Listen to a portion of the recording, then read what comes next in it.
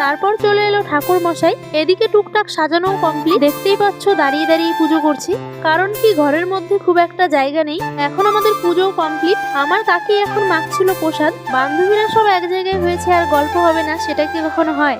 সবাই মিলে প্রসাদ খাচ্ছিলাম আর করছিলাম গল্প।